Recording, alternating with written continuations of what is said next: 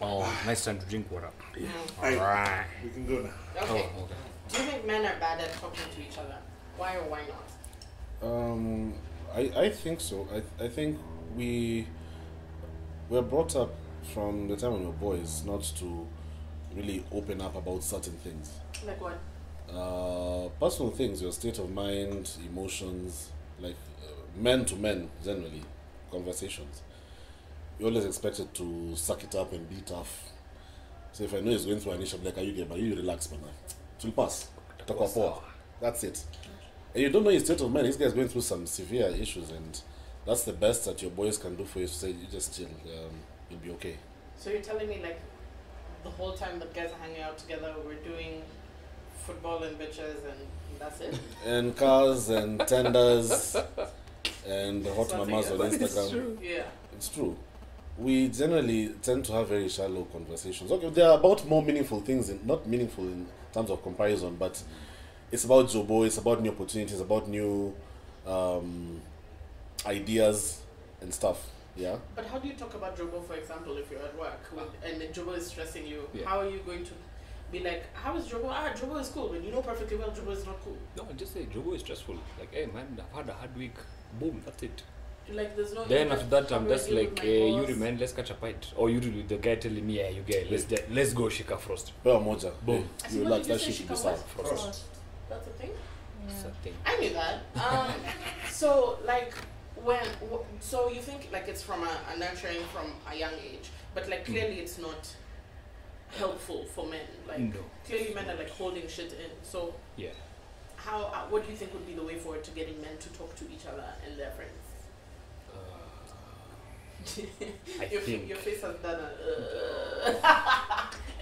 Yeah, okay, cause yeah, it comes from the like as you grow up, either it's your dad telling you, your uncles telling you, that you whatever you go through, suck it up, you're a man, be a man, be a man. I mean, you can't be sitting here caring about such things. What? For that, you'd asked me about how can we as men like talk about this stuff. I think now it's becoming more apparent that men are just, they're human beings. They have emotions, and when they get overwhelmed, they react in different ways. Now, most guys would be closed up about it. Yeah. So you're more reactive per se. Like, so you're going through whatever you're going through, but all the pressure is inside. So someone will come, oh, hey, happy go lucky, and you're just like, get out of here, leave me alone. So you're like, hey, dude, where'd that come from? But he'll still not tell you, But I think now these days, more guys are coming out with things that they're going through, but someone has to strike the conversation. Mm-hmm. Usually, how do you start that conversation? About 2 weeks ago, I was with Shiro Moriyuki at an event, and we were just chopping stories, yeah. Then, the conversation just drifted towards horrible things that mamas have done to guys. This is in no way in comparison to the things that guys have done to chicks. You don't have to be... Yeah, but you see, most people can never see it from that perspective. Yeah, men are trash. But how about, I believe they're trashy human beings. So anyway, she posted it on Twitter. It became a whole entire thread. And the one thing that she didn't do, which would probably have gotten a lot more response, because someone else now came and started a conversation about men and opening up, was to say, just invite guys to give you their opinions anonymously. Just DM me, tell me everything you want to say about this topic, and we'll keep your identity undisclosed. We'll keep it hidden. Yeah, but guys are holding in a lot of shit, a lot of it. Whether it has to do with Jobo, their state of mind, depression, and all that, and people are getting into drugs, people are getting into alcohol, because there has to be an outlet for what's going on in your head. So guys, I think we really need to get to a point where we just open up and speak. Have you struggled with mental health issues? Not personally. No. And how do you deal with the people who you know? Because everyone knows someone who's... Yeah. So how do you deal with that?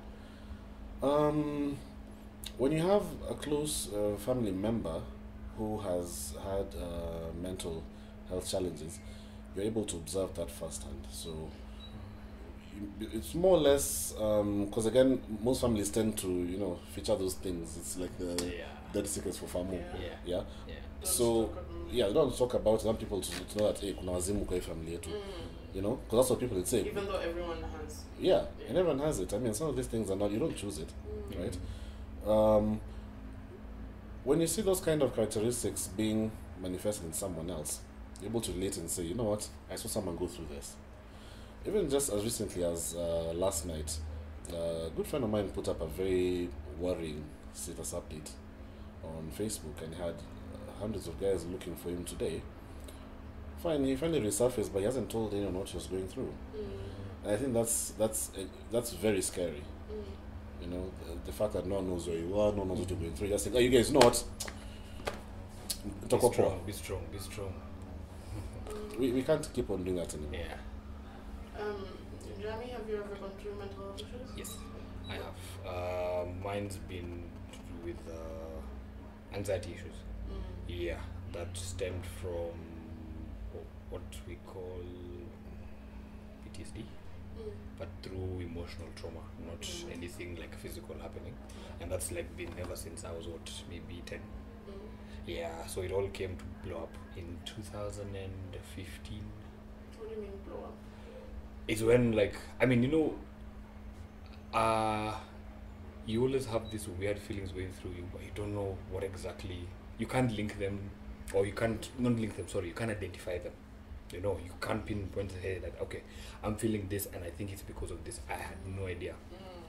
So what I mean by blow up is that it got a point now when my mind couldn't just shut up.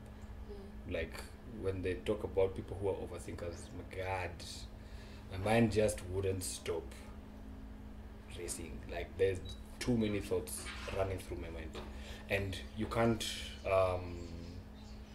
it's like you think about one thing, then your mind takes you to another place, and you get into that, and you go deeper, you get into that good. So it's not, you can't really like have you can't even start saying I was overthinking about ABCD things. So, yeah, man, about everything. Wasn't very focused, so things like my work was affected a bit. Generally I'm a hyper guy, like jumping all over the place, making lots of noise and whatever, and this time around now I lost all that. So even interest in things like music, things like sports, cars, all that just went out. And then now when I noticed there was a very big problem was when I just lost my appetite. You stopped eating? I wasn't eating unless I really had to. Like at all? At all, unless I had to. And 2015, if you saw me 2014, 2015, I was much bigger. Yeah. When I came back, I was much bigger. I lost all that, so I was like, what the hell? So now is when I called my mom out. I told her, yo, man, things are not okay. I need to go and see someone. So yeah, man, took myself into therapy, did that, been doing it, still doing it even now, and big difference. Now is when I got found out, I'm dealing with anxiety, and it's because of this. So like they take, or rather the therapist took my history, explained to her everything, didn't leave out anything. And then now is when, after doing an assessment, because it's a mental health assessment that they give you. So when I did that, it's a bunch of questions that you have to do in one sitting. You can't, you start and you can't stop until, you can't move until you're done. So I did that, and then now is when she said to me, I have anxiety, and at that time I was dealing with depression. Yeah, so first things first was to get me out of the depression first, and then now deal with the anxiety. So yeah, man, been doing that, still doing it. It's been good. I mean, I can't compare 2015 and a bit of 16 to today. Big difference, huge difference. It's a brave move, man. Huge difference. So even like now, when you ask me about how can we get men and stuff to talk, so what I did, I came out with my story. I gave a bit of it in January, and then the much bigger one, yes, and the much bigger one was the other day. Sometime in March. I think it was the end of March, if I'm not wrong, or beginning of April. So anyway, yeah, I came out with what I had been struggling with, and the fact that I still have to take my anti-anxiety meds until today. But basically, it was just to get guys thinking that, I mean, that even if you're going through whatever you're going through, there's others who are going through it, and there's help out here. Reach out, we'll find a way to help you. In addition to that, after the January update that I put, I started a mental health support group on WhatsApp, which I think as of yesterday we are at 56 guys now. I think 56 guys now. So just guys alone or just mix? We are mix. Yeah, we are mix. But with guys, I think it's just being the person who'll start that uncomfortable conversation. It's unorthodox to some, but hey, you know what? Start it. There's so many people. And you'll find randomly guys even hitting you up on sidebar. Yeah. Telling you, hey, you know what you said yesterday, do you have a minute? Do you have a talk? And when you're approaching such people, it's the way you approach it has to be in a way where this guy can actually open up. Naturally, would be, masking it and acting like we are good and whatever. But for how long are we going to be masking through booze, through drugs, through sex, through violent outbursts? At some point, something has to give in. And I think this mental health topic has become so it's coming out so much these days. And an article I read 2 weeks ago was indicating that CEOs are actually a very big lot who are going through depression right now. Yeah. The assumption is that you're CEO, you're out there, you've made it, you have to be your air. So you have to act like everything is together, you're put together all the time, You have your big office, you have your big car, you are able to take your holidays into wherever place, you're being paid so much money, but at the end of the day, man, you're going through whatever you're going through, you're a human being. But there's also this thing of shame. Like it's shameful to come out with such a story. As he said, that thing for like, if it's in your family, let's just keep it in-house, let's keep it in-house. You're not helping me. And even when you keep it in-house in the family, you'd find that the guys who are telling you to keep it in-house are not really digging deeper to find out what exactly you're going through. And how can they, as a family, if you really want to, let's say, keep it to you guys, how are the family members themselves? If it's a family problem, they're not also dealing with it. They are not dealing with it, yeah. It's sweeping things under the carpet mostly. Because imagine if you're a CEO, or let's just say you're any person who's interviewing for any job or anything, or you coming out in the office, in the workplace, and saying that you've been going through some mental health issues. The way people perceive you and treat you changes almost immediately. Mm-hmm. Would you say in the office, like if your employer asked you, like, there's some things that you're required to disclose when you're getting employed, would you disclose that you have mental health issues? If it's something that would affect work, yes. I think it's in your best interest to disclose it, because if your HR is actually serious, then they should put in place mechanisms where, in the event that something happens to you, counseling is available. I'm fortunate to work in a place where that is there, because everybody has their own struggles, whether it's family, whether it's whatever you've gone through. Counseling is available. You just request, and it's done very discreetly. Have you got sorted out? Talk to Dr. So, Kosawa, okay, fine, and the no one else has to know, and that's how it should be generally. Okay. Yeah. Whose responsibility, Yuri, for example, because you've experienced it from not a personal level, but from like people surrounding you, for example. Number one, what responsibility do you think the people around you have in noticing like that something is wrong, and how much of the burden should go to, say, your family members or your friends? Because sometimes it can also be hard dealing with like your friend who has, like, you never know what to say, they don't want to get help. Yeah. What do you do? Friends, we can be more observant of the people around us. You notice a change in your friends' habits. People just become unkempt. You don't shower as often, or you don't shave as often, or you just generally develop a lack of interest in yourself. That's usually a sign. I'm no expert on this, but generally once you notice a change in behavior, you should investigate more into what's happening with this guy. talk to a doctor if you can, or any expert on the topic, and say, look, I've noticed this and this is happening with my friend. Do you think everything is okay with him, or do you think it's a sign of something bigger? If you're able to holler at the family, sometimes I found that's the most difficult thing to do, because even if you've noticed a change in somebody's behavior and you take it up with your family, it's sort of, don't worry, Akosawa.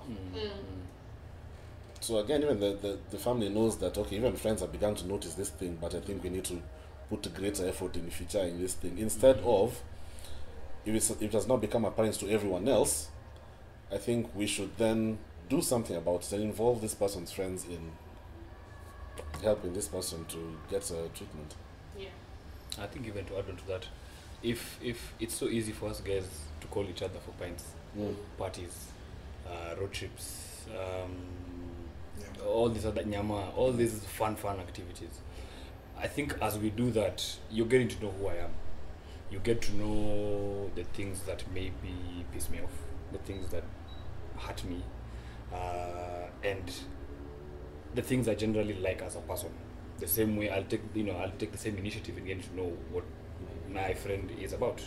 So with that now, when you start noticing your friend is not himself or herself, then now you also have a responsibility to come through for this person and ask them, because maybe that's what they want, that's what they need. They'll not be the person to come to you.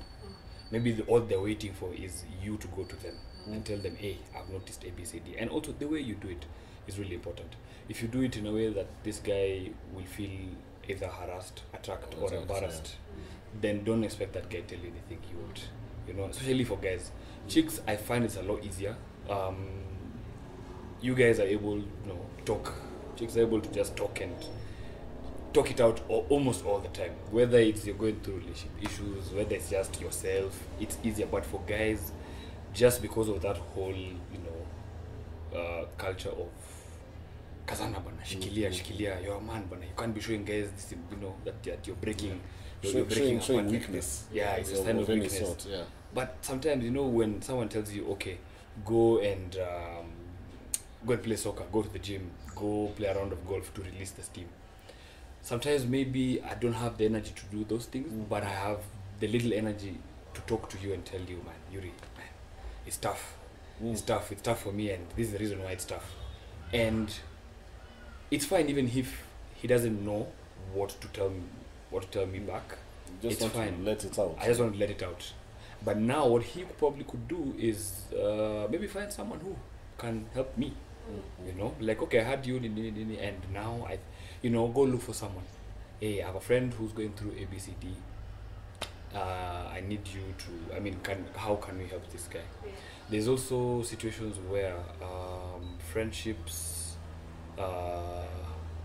end up going through a rough patch. Like if I notice Yuri is going through a very tough time, and I've tried talking to him severally, and I can't seem to get through to him. I may, let's say, go to a family member. He may get pissed off, but that's fine. You know what? I'd rather we kosana, but he gets to accept what he's actually going through. Because he may know what he's going through, but he's just not accepting it. Yeah. But it's going to a point where the way I'd be looking at him, I'm worried. I'm like, hey man, no, this guy is maybe he's drinking too much. His relationships are not really lasting. The maybe random violent outbursts here and there that he ordinarily wouldn't do. And I'm like, nah, this guy, no. You know what? Let me go and tell whoever in his family, whether the mom, dad, sister, let him get pissed off, but it's fine. There are friends that have actually done that before. And are they still custodial? Initially, yes. But it's time when they get to see where you are coming from. They're like, you know what, fine, I understand. Okay. And especially if they're able to get help after that. Yeah. Yeah. Okay.